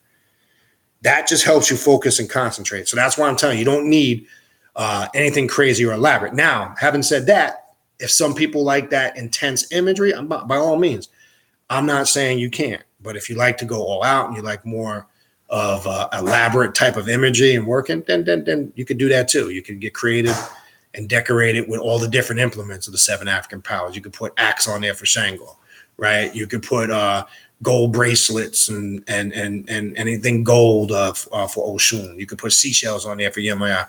I'm saying if you want to go that route, if you really want to set up an elaborate altar. I did a lot of that stuff years ago. I don't really mess with it no more. But that's entirely up to the individual. So hopefully that at least pushes you in the right direction. But what I would always recommend to somebody starting out, if you're brand new on the path and you haven't really done anything with it, start out simple, and as you grow with it, your intuition will just start to lead you to naturally build it up. It's that simple. All right. Only typed in my Rosity Dantor and Okun candles went out today. You better relight them, woman. My Oya and Santissima Word, they work together, but they are in separate areas in my apartment, and that's important. All right. Rev Mason typed in Africans were known as Congoid and Capoid, Niger Congo, Nilo-Saharan, Afrosan, Khoisan, and Pygmies are the major groups of African. There's a group of people that were called, Australoid. And you can, for others that see that typed in, you can Google and look up those terms if you're looking to get more of the history of it. That's correct. Jack types in it earlier, and I touched on that. You will see the Egyptian elements in this too if you really look at it. And that's why I was going over Eseomo, right? Eseomo really represents Ra because it represents the sun in the universe, right? So you see the cross references and you see how they were influenced by African and Egyptian systems that predated it. And that's the whole point of doing this video. That's the whole point I'm trying to get across. I'm trying to get you to see you can work with this the same way you would work with Luciferian magic. Any other left-hand path practices, how you work with archetypes. The answer to the question is you can utilize this the same way and eliminate all the traditions. That's my point of doing this video. I personally now, as I said, when it comes to these spiritual systems, I originally started out as an initiate of Ifa/Santeria, but I started to gravitate more towards this now on the left-hand path because there's no boundaries. I don't got to deal with all that limitation bullshit and all that. You can't do this, you can't do that nonsense. So it's a very powerful system. And for those that are looking to make a stronger connection with the African roots of the left-hand path, and a lot of you that have been coming to the work we do monthly, you see it deals with a lot of ancient Egyptian rituals. We always are tapping into the ancient Egyptian and African essence of it. But if you need that West African, because remember, ancient Egypt is more of the mystical northeastern spirituality of Africa, where to me, the West part of the continent, these traditions are more aggressive. To me, they apply a different energy to your spirit, to your growth. I sometimes need those, very volatile, energetic, I don't want to say violent spirits. I sometimes need that shit. You understand? Because you need that kind of harmony to connect both. You understand what I'm saying? Pragmaticism. This is Rev Mason. Pragmaticism is the most important in the left hand. Only use traditions that get you the results you seek. Exactly. That's what I tell everybody. And there's going to be stuff, as I've said, you've heard me say plenty of times over the last couple of years in videos. There's going to be some stuff you don't resonate with. You just don't bother with. That's all. Work with what you resonate with. Work with what you do feel, because then you're going to be more motivated, right? Don't force yourself to work with something, because if you're not feeling it, you're just not feeling it. Just like there's some people that might, watch this video and not really feel the spiritual system that we're talking about, because they may not have a connection with them genetically in their DNA and their RNA, number one. So it doesn't resonate with you. There's just no connection there. So that applies to anything, not just this, right? What else we got? Jack typed in, if you look at it historically, look at the migration of original Egyptian from East Africa to West. Yes, and we just did a section in the class on Saturdays. There's a good book on that, the Yoruba language. It shows you the connection. And that was one part of one whole class we did a couple of Saturdays ago. You'll see the connection with the Yoruba and Egypt. It's connected in the language. And also keep in mind, remember the Kaaba, right? What's known as the Kaaba today in Mecca originally was housed over 360 Yoruba idols before the Arabs seized it and took control of it, right? Do your history and you'll find out the highest idol in that Kaaba from Yoruba was called Allat, A-L-L-A-T. very similar to the Arabic god in Islam called Allah, not a coincidence. So you will see when you do your study, there's a connection with the Yoruba, with the ancient Egyptian, and it filters into your modern day monotheistic religions, Islam, Christianity, and Judaism. Because now when we get into very modern spiritual and religious systems such as Islam, Christianity, and Judaism, now we're talking about super watered down traditions that came from all of those things that preceded. So that's the beauty of it. And that's what your job is as an adept on this path. You must master and study all that. And I don't give a fuck if you don't want to, you don't like it. You at least need to know it, because you can't address or correct it if you're not familiar with it. And I told you, that's one of the challenges I've always challenged any adept on this path. Take something you despise or have no interest in and motivate yourself to master it. There's a science in that. So I'll leave that one there. All right. Oni types in, I have a small La Madama in my kitchen. Cool. Jennifer Long, me too, Oni. I got so excited when I found her at the flea market.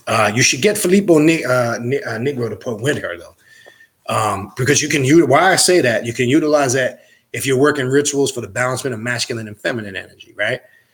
Usually they come in a pair. I know sometimes you can't find them together, but like I said, I have them, I always keep them, on an angle, and there's a science behind it. I keep them coming in like this on an angle, one sitting catty corner like this, the other one this, and they meet at a point in the middle. You can utilize La Madama and Filippo Negro for that masculine, feminine type energy. In essence, it kind of can represent, if you utilize it right in ritualistic work, and it can represent what Baphomet represents if you really look at it from the right perspective. You understand? Only touch La Madama came through my divination. She wanted to be here with me. Okay. Oh, shit, this damn thing just jumped on me.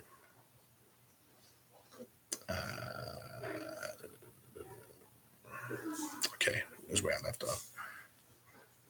Okay. Only typed in Ogun, Ferrile, he's the truth. Yes, he is.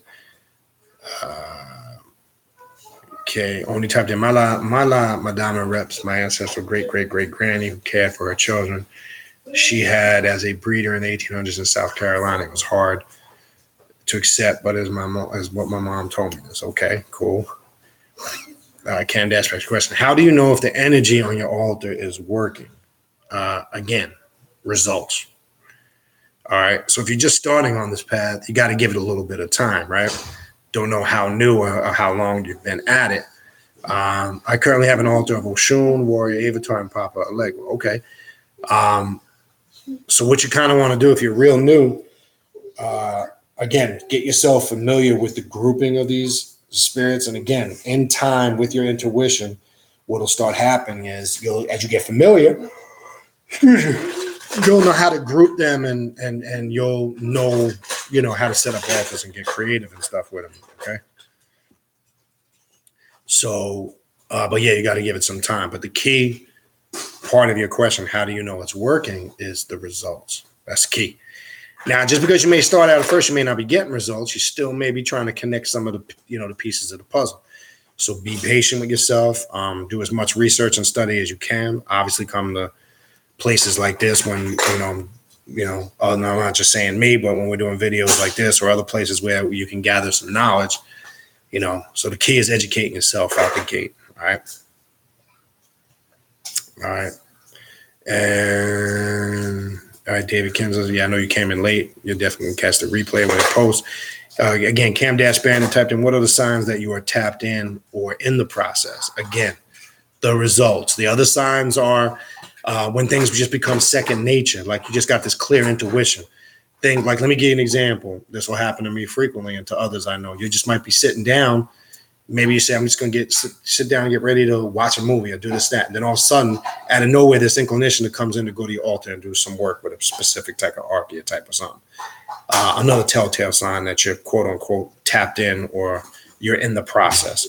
So when things start to become second nature and you get that clear communication, intuition is clear, and you're getting results, that's how you know you're tapped in. All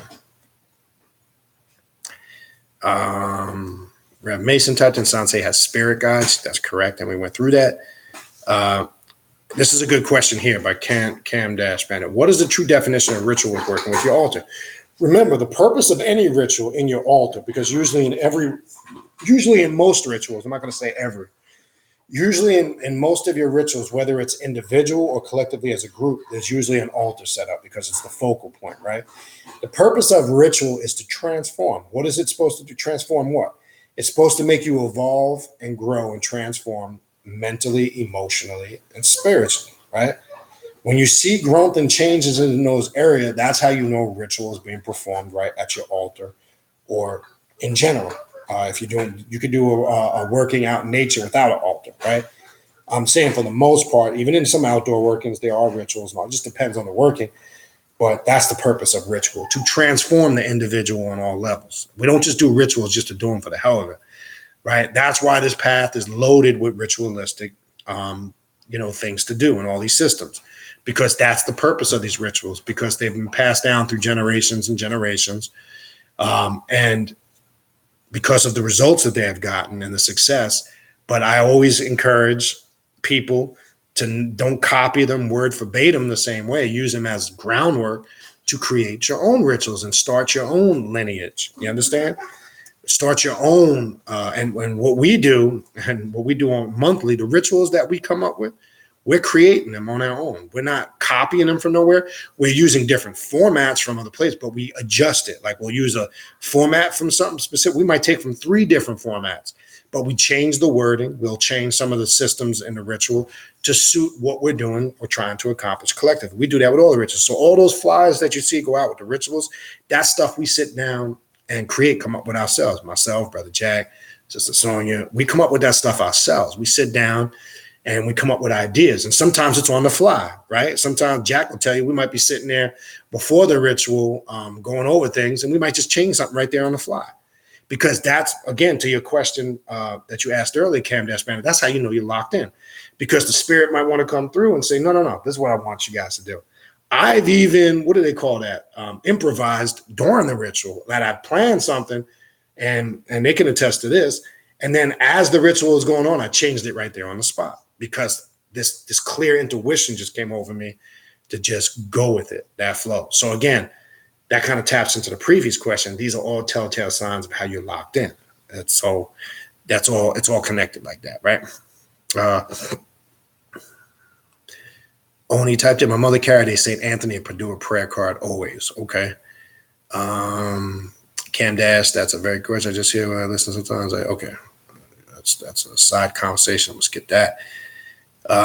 In Ifa, the morning and the night had to make sacrifice for success. Morning through sacrifice was not enough and never did the sacrifice. And now the night exceeds the morning. We'll always look at it. Everything is engulfed in darkness. Because remember, out of darkness and chaos, right, comes the light, right? And you can't have that light, which we apply to us as adepts from a spiritual perspective. The light is the intellect. And without that darkness, you can't have the intellect, right? And that's why that movie that came out not too long ago took from the Order of the Assassins, or those mystical orders, or Eastern mystical orders. You saw the term in that movie. One must go into the darkness to do the work of the light. It's all engulfed in darkness, right? As soon as you understand that, the quicker you'll be able to move on this path. All right. Oni types in African black magic is crazy powerful, no doubt. Cam Dash Banner, does the use of marijuana distort the process or cause blockage to the line of communication with every avatar deity? Now, again, I'm going to be clear when I answer this question. I am not a very seasoned marijuana smoker, weed smoker. So I'm going to answer what I do know. My experience with it is only as a herbal tea. But what I do know in my research and from talking to other people, it depends on the level of how pure and natural the stuff is that you're taking, because we know a lot of the stuff on the street is watered down and diluted. So yes, that watered down, diluted shit can cut off your line of communication. Now, some of the pure natural stuff can enhance some of your spiritual abilities. Now, the question is, you would have to be the one to determine that what's the good stuff and the bad stuff, unfortunately. But a lot of that diluted mixed junk you get on the street, that shit ain't, I wouldn't recommend any of that stuff. That can disconnect you. It can calcify your pineal gland and disconnect you from receiving those communications. It can hinder the growth of your spirit, right? And it can shut that communication process down. So I would definitely be conscious of what you're putting into yourself, especially when it comes along those lines. Now, there are different aspects of spiritual mysticism and spirituality, such as shamanism, where they use quote unquote, I don't want to use the word drugs, but hallucinogens, which would fall under that category, where some hallucinogens are used to induce higher states of spirituality. Now, I want to make this clear. I myself have never really indulged in that, so I don't want to talk about that as if I have 100% experience on that, because I don't. I've been around people that have experienced it, and I've heard good and bad results. I know a brother that traveled long distance to go through some type of shamanism ritual and had a very bad experience with it, and he's still kind of fucked up with it today. So I would recommend you be very educated on what you're putting into your body. I just never had the desire to bother with it. I just never had the desire to mess with it. Never been an urge of mine. I don't judge anybody that does. So I want to make that clear. If you do use hallucinogens in your spiritual practice and it works for you and you get results, power to you. But I want to make it clear, I am not an expert in that field. I don't use them. I don't have, I pretty have next to no experience with them. So I want to make that clear. I don't want to give anybody wrong advice. I can only tell you from what I do know in my research and from other people I've been around that have experimented and worked with it. I've seen good and bad results. And I think a lot of that has to do with the quality of the stuff that's being put in. So I want to leave that there. I want to talk on that as if I'm an expert on it, because I'm not. All right. So I want to make that clear. All right. So what else we got? Only types in Shango likes marijuana. Okay. Okay, what else we got? I use a lot of tea light candles when I'm petitioning spirit more than glass and encased candles. I didn't know why, but Orzili Dantor confirmed this process. Okay, and if it works and that's your communications you're getting, do it. I tend I use a lot of tapers. I use only glass candles for certain workings. I have it for like my black flame or my black magic altar. I have a solid black plain glass candle. I have a solid white glass candle for my ancestral spirits. And then I'll use some of the petition candles for particular things. But when I'm doing work, actual ritualistic work for a multitude of reasons, whether it's for, it could be sexual energy, finances, to better myself, I like to use just straight taper candles. To me, there's more of an ancient mystical feel to it. I just like the vibe better. And kind of like what you were saying, Oni, not exactly similar, but it seems like my spirit has communicated and likes to work with that better. That's just me.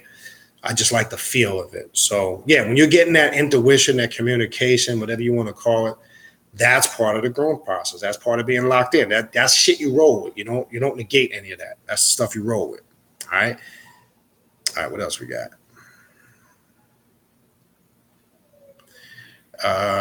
Brother, what Cam Dash Banner, what about alcohol? All right, that's a good question. Now,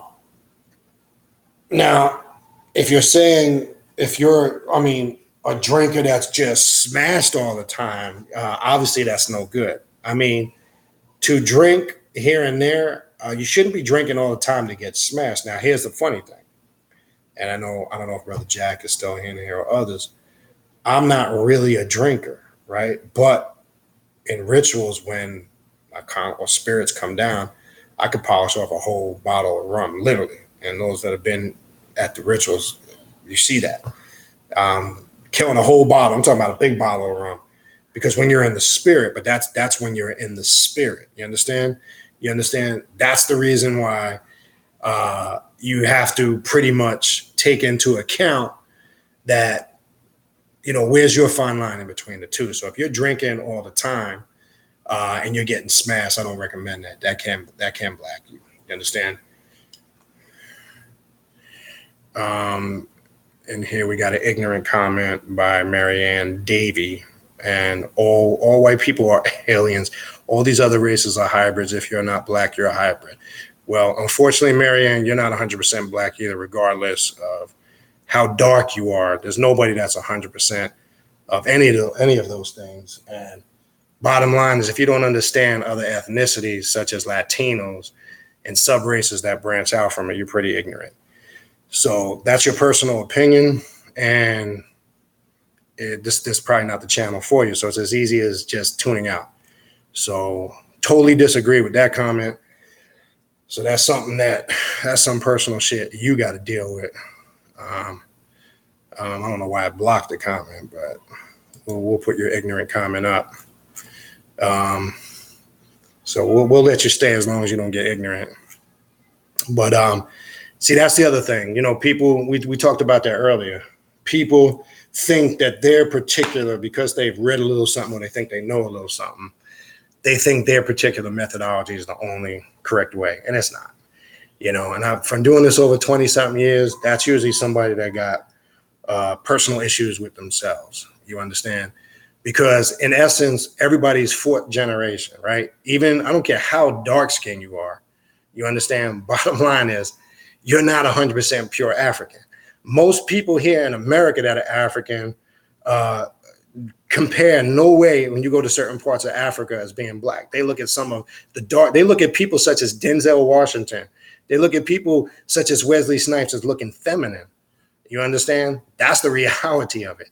You understand? So when you start getting caught up in all that shit and not the results and the essence of what you're working with, then you stay limited. All that personal shit, likes and dislikes.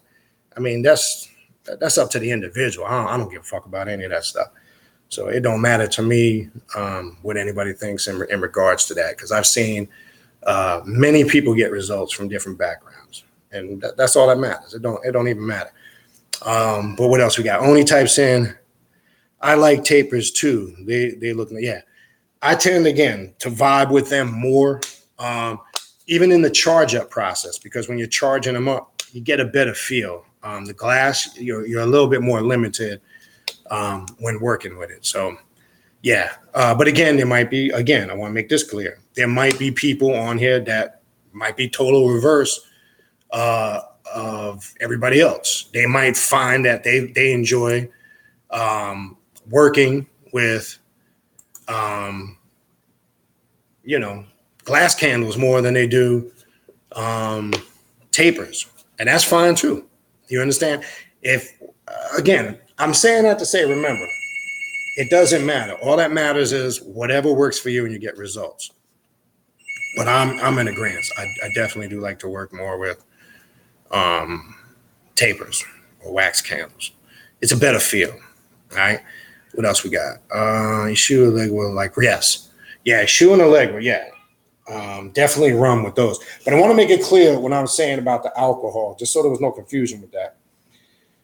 If I want to make sure the question was being asked in reference to being intoxicated, because when you're intoxicated, right? What's the other term they use for alcohol?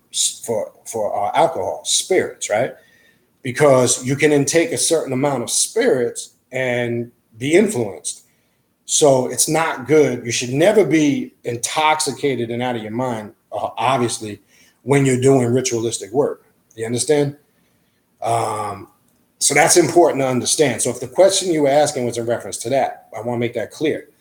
But alcohol, if the question was in line to alcohol in rituals, yes, you will see rum and whiskey. You will see different types of alcohol that are affiliated with a lot of these archetypes. So I want to make that shit crystal clear. As long as you understand the difference between the two and you're placing it, because like I said a minute ago, I'm not a drinker. I don't like socially drink, never really was. Might have something here and there, but when the spirit comes, I'll tell you straight up. I know when my spirit comes down, and like I say, Brother Jack will tell you, I don't realize it till it's done. I just feel like so dehydrated and mouth is dried out, but I'll pass off a whole bottle of rum like it's nothing when I'm in the spirit, or the spirit has mounted you. And that's different. So I want to make that clear, because you're feeding, or you're trying to tap into and feed the energy of that part that's you've now embodied that archetype. So understand the application of alcohol with both of those aspects, spiritually while in ritual, and drinking it just randomly and socially. So I wanted to address both parts of that question. So I want to make that clear. So no, I wouldn't drink to get smashed on a regular basis. Is there going to be times here where you might have a little too much? Yeah, but it shouldn't be a regular habit. That's all I'm trying to say. All right. Okay. I think that looks like it's the end of the line.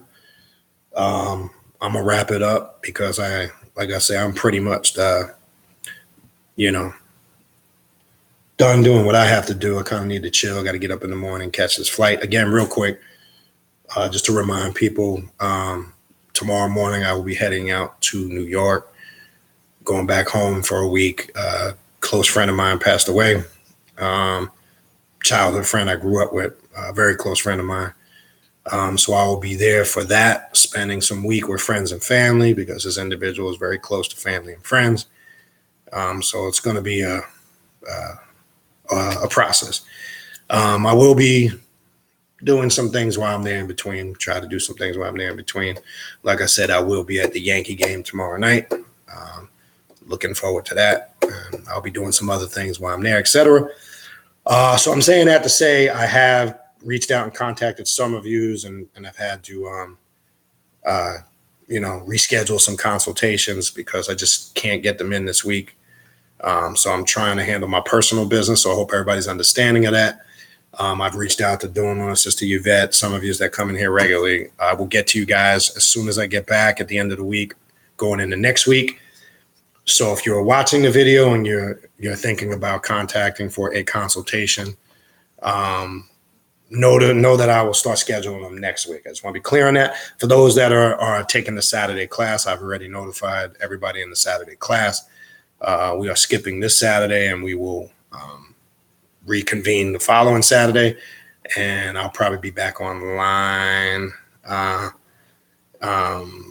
sometime in there. Castan Bandit. Oh yeah, brother Travis. Yeah, you're in Brooklyn. I was trying to get a hold of you. Send me a email because I'm gonna be up that way on Thursday. Send me an email. Let me know what your schedule is because I know you're gonna be right up in the area where I'm at. So I'm gonna be there throughout the week. So send me an email. Or send me your email me your phone number or something, and we'll see if our schedules work out and we can link up or something like that. I know I'm gonna catch up with Oni, and if anybody else is in the New York area, time permitting, hit me up. But yeah, so I'll be up there for that. So just be patient with that, and I'll probably be back online Sunday. I probably won't do another video. Okay, you in the Bronx? That's right. All right. Well, I'm actually be in the Bronx tomorrow. I think you're not too far from the stadium, right? If I'm not mistaken. I'm gonna be up on 161st Street tomorrow night. So anyway, hit me up and we'll see what's up. I don't know what your work schedule is, or whatever. But hit me up and we'll see what's up. Because I will be in the Bronx tomorrow night. I'll be up there on 161st of Riverside. I'll be up there tonight, tomorrow night. But anyway, yeah. So next week we will reconvene, get back to normal, etc. So everybody just appreciate everybody being understanding of that. Appreciate everybody's condolences. It won't be a little rough for me to go up there and see my boy like that, but I also understand. Fortunately, it's a part of life. Not a good part, but it is a part of life.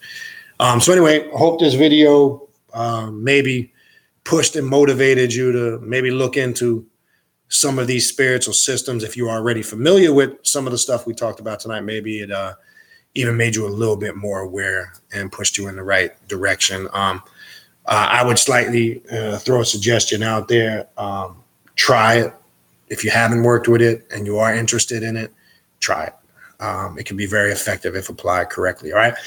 I appreciate. All right, I'm gonna check that in a second. I'll check that shortly. Cast down Bandit. I appreciate everybody tuning in, and I will see you people later into the week. Maybe at the end of the week, going into next week. Peace.